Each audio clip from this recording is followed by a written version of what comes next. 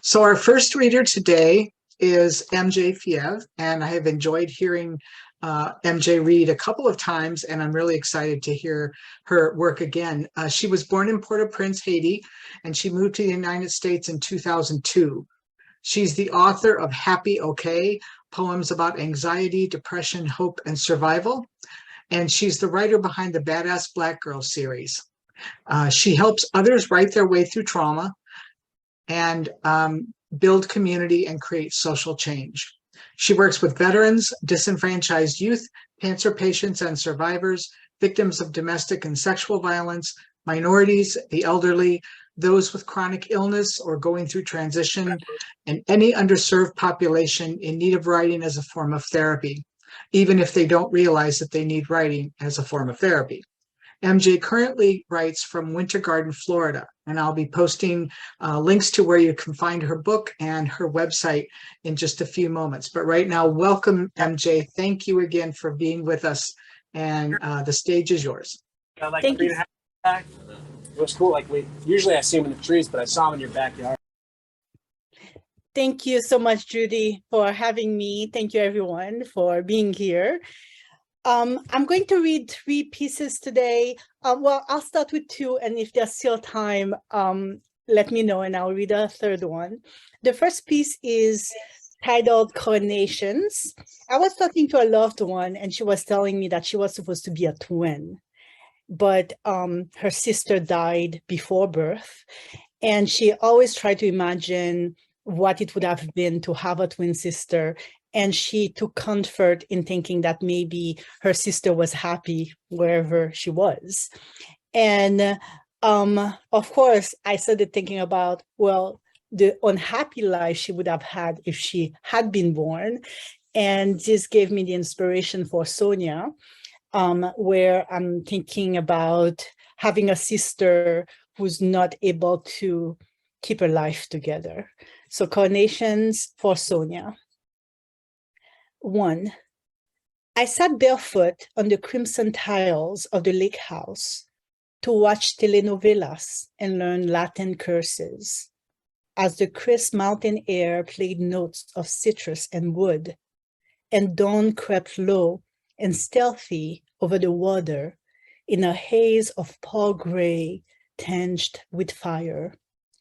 My sister Sonia laughed in a scented mist of smoke, rolling marijuana at the kitchen sink in her pajamas and shapeless hat. Sonia collected Mardi Gras beads, doll chairs, and carnation seeds in a cantaloupe-colored wooden chest, kept images of the Shroud of Turin on the night table, and smoked pot in the sandbox. 2.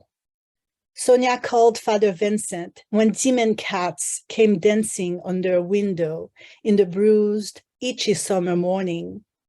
The village priest arrived for the exorcism, his plump face the color of poached salmon, his white hair tied into a silky bun.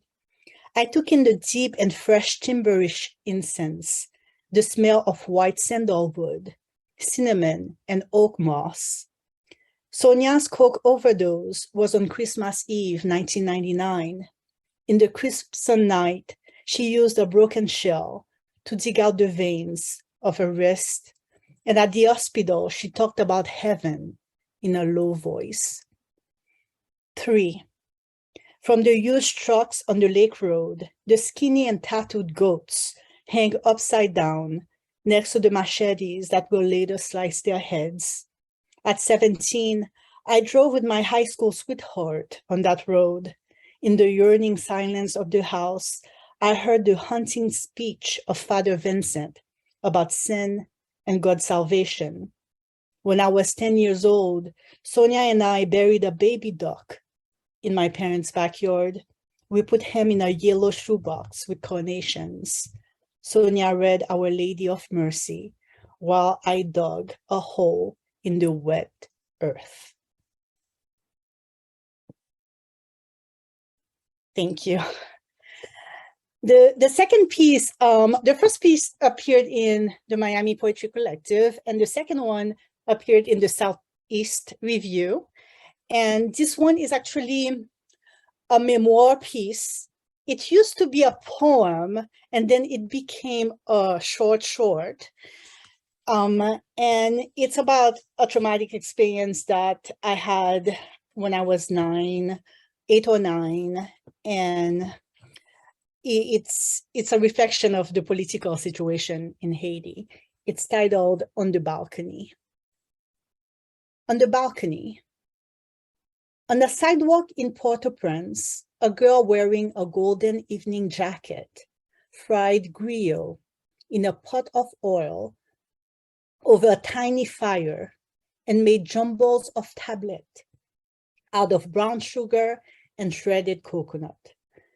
Chickens squawked and pecked the concrete ground cracks, and children with bloated stomachs and orange-tinted hair went barefoot down the muddy path.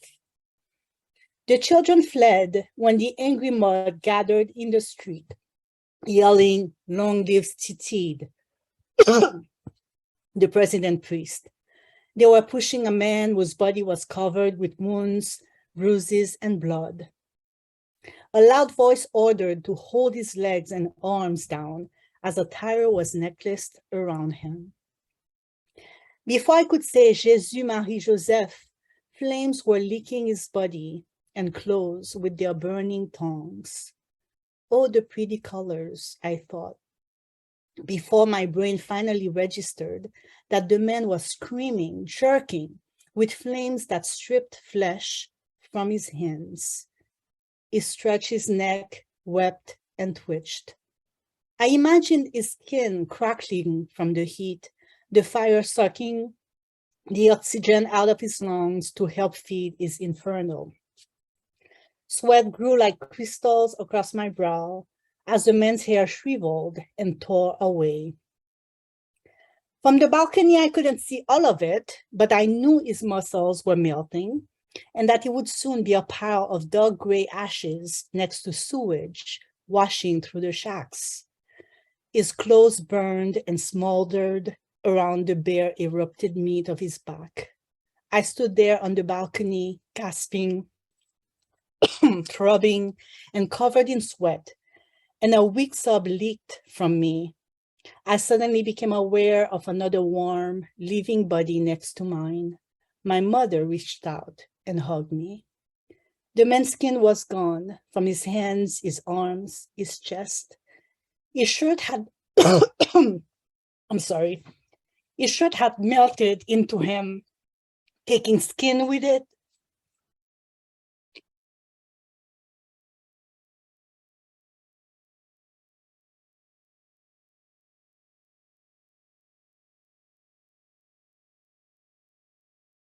Apologies.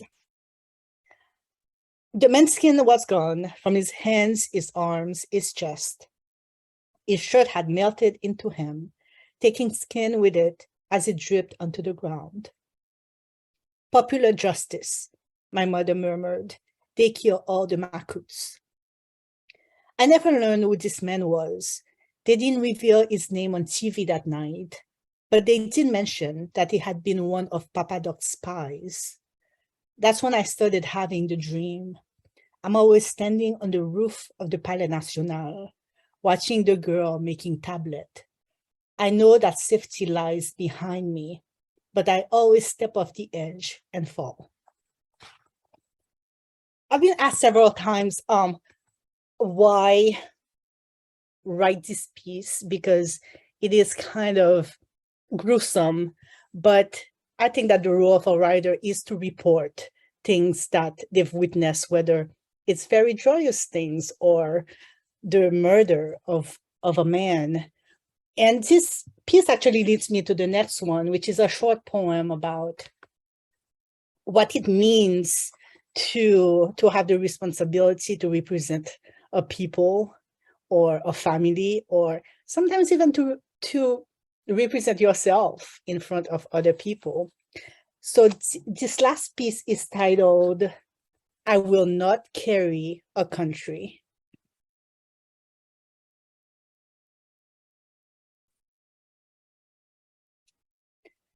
I will not carry a country. 1. Papa says, where we come from, no one has the luxury of self-loathing. They are too busy rising from rubble and building castles with what lies in the streets. He looks at me like an orphan Mama found swaddled in rags on the doorstep one morning. He asked how this miserable creature, with so many to live for, could choose to wash her cheeks with tears and clear her throat with screams. Mama says, girl, you are like a rubber band. You can stretch as far as you'd like to. I've come to learn that stretched too far, a rubber band will snap. I've come to learn that when I rupture, I become shrapnel, marring the faces of those around me with wounded disgust. 2, I dream of a place where no one knows my name, where I am not beckoned like a pet who knows a trick to make their master's mouth curl into a grin, where no one expects a clever remark or even a smile, where people are more indifferent toward me than towards a loose stone in their path. How kind it would be to be kicked to the curb and left to lie in the dust, where no one can try to reassemble me into something I have no interest in becoming, where I can be free of the burdensome load of carrying a country, a culture, a history on my back. I will carry my fair share, but I can't carry it all, and I am free to create my own place with my own rules, separate from what has been handed down to me. Thank you.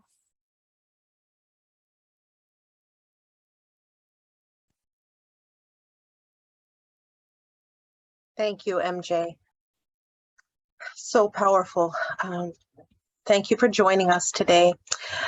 So I believe that Judy put MJ's information, books, and so forth in the chat for those of you who are interested. And I will introduce our next poet.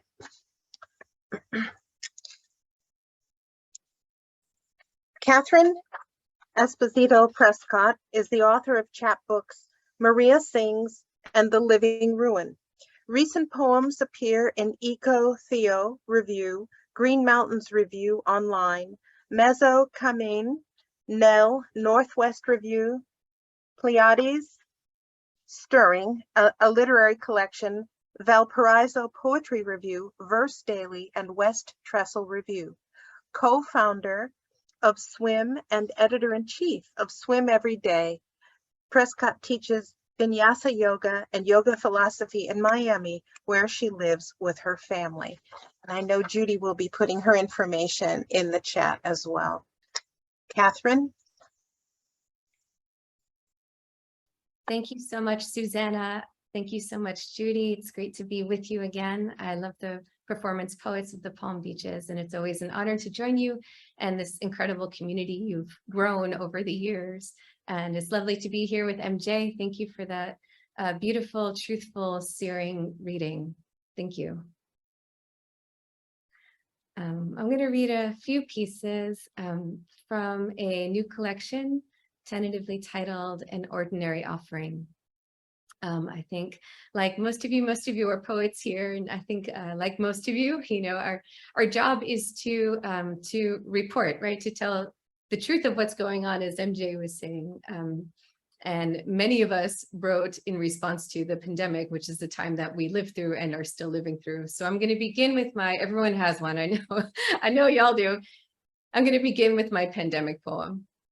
So forgive me. And it's titled Earth Day 2020. In quarantine, we noted how the raccoons use the garden hose at night and shift the nozzle to their desired setting, which is shower, a gentle cleansing water, which is opposite to the jet that cleans their scat off the backyard deck under the fence of fishtail palms. In quarantine, saw-toothed sharks, prehistoric predators known for living in the depths of ocean, far from human, swam close to shore, along with nurse sharks and bull sharks. In quarantine, manatees surfaced in pairs, dolphins leapt out of the water 3, 4 at a time, without the promise of snacks in sight, no prize, no bucket of fish, which tells us something about reward, a thing given for forced labor, and another about joy, how it comes on its own, comes without us begging for it, how it's more like a country, wide and prosperous than a summer fair. Our blind spots are infinite. What we don't know is more cave than dot. When was the last time I moved my body for no camera, no post, for nothing more than the rapture of being? How do I know the raccoons didn't find pleasure in their hose shower? Why do I believe their paw prints are evidence of trespass and escape, not of skilled, choreographed feet? Every mud print, not a direction, not a clue, but a turn toward ecstasy. Thank you. That's my true story about the raccoons. A lot of this manuscript engages, and I didn't realize this till afterward, but it, engages with my life raising kids. I have 3 children, and the oldest is in college, and they're cycling out of the house slowly, which has given me a little bit of time and space to reflect on the process of raising them, which is quite an enormous journey. It's a lot of time. And I raised my children when they were tiny. We lived on South Beach, which is not apparently the most auspicious place to raise your children, but they've got to be raised somewhere. And so this poem is called Abad, South Beach, and it first appeared in Valparaiso Poetry Review. The beach carries scattered remains of the night, a bed sheet, a beach blanket etched in sand. The shore quivers with discarded cigarette butts, ash of weed, ash of tobacco, a soup of bottles, mostly plastic, some glass, water, beer, champagne, more than one condom, crumpled, disheveled, used or not. I walk lifting each item as artifact. I struggle to shelve judgment and my instinct to churn each into myth. Orbs of sunlight reveal chicken bones, fish skeletons, the chipped half shell of a mussel, one ghost crab leg.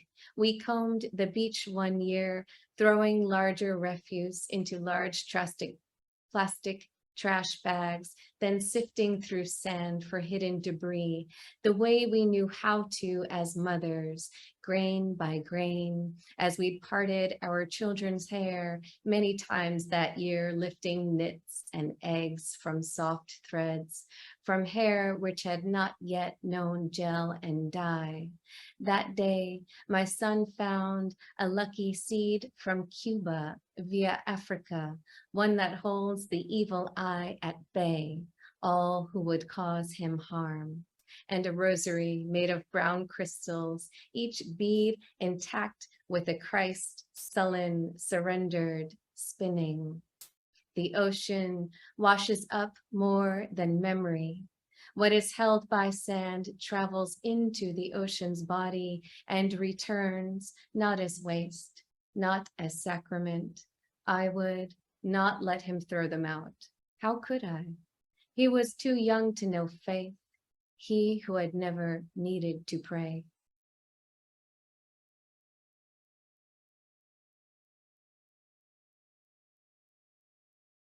Thank you. And bookending and throughout the collection goes through a lot of poems about the children and about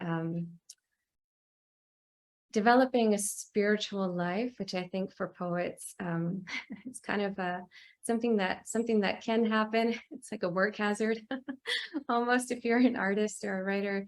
And also with my own cancer journey, which unfortunately more and more of us are living through, right? Surviving through and growing through. So I'm going to read one of the odes. And this one appeared in Marivox. Ode. They're all called ode, just to make it a little more confusing. The flock of wild lime green parrots, the clusia hedge with fat waxy leaves, the butterfly bush and porter weed, the milkweed which seems frail but hosts dozens of cocoons, the moon which has now set, the sun as it charges over the beach, turning the world on as it rises, using it instead of she, giving the feminine a break. The pen that works, the fingers that hold it, the teenage boys who grow their minds at school, the daughter with unicorn dreams, the husband also rising, the quiet morning, then the raucous afternoon, the evening with its petty arguments, the soccer, the climbing, the gymnastics, the beautiful bodies of children, the athletes who challenge gravity, who move beyond the mind's limitations, the mind that tries to sit still, the body that yokes, the genders, the skin colors, the dances, the songs, the languages in which the same thoughts are set to new music, the engineers and programmers who abet, the artists, the eyes, of course, even as print gets smaller, the senses interpreting, the chance run-ins, the surprise diagnoses, truths spoken, the healers who radiate compassion, the seekers who find new pathways to understanding, the concept of infinity, which I cannot grasp. The universe, unaware of pushing outward. I imagine my mind without boundaries, my heart without boundaries. A wall becomes mirage, a line something to jump over. Infinity on a macro scale and a micro scale, beyond quarks, beyond matter as particles, as energy, as imperceptible waves. What if this unfolds infinitely? What if the cells travel inward forever, the heart and its cosmos, the brain and its cosmos, keeping your world steady. When you pick up the children from school, cook some spaghetti, the children orbiting you, you orbiting them, the spaces between you full, collapsed, breathing in their wonder, you exhale yours.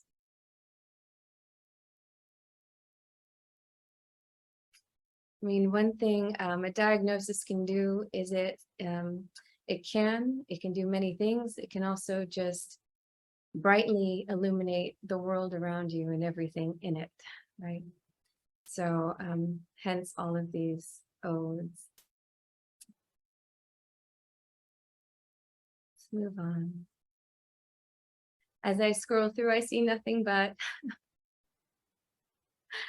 kid poems. So let's move from the kids a bit. This one's called, I don't know what happened when I was younger. People were getting all sorts of piercings and tattoos, but when I was in my 20s, I had to work. I didn't have discretionary income for anything. So there are a lot of tattoos that I never got. So this poem is called The Tattoos I'll Never Get. I mean, never say never. This could happen in my 50s or 60s. So just put a little asterisk by the title. This one appeared in Northwest Review. The tattoos I'll never get are legion. For my birth, sleeves of mythological beasts, muscled gods and goddesses emerging from the sea. An island for the sirens, a butterfly for when I was becoming, and for the cancer removed, for the sick gland also removed.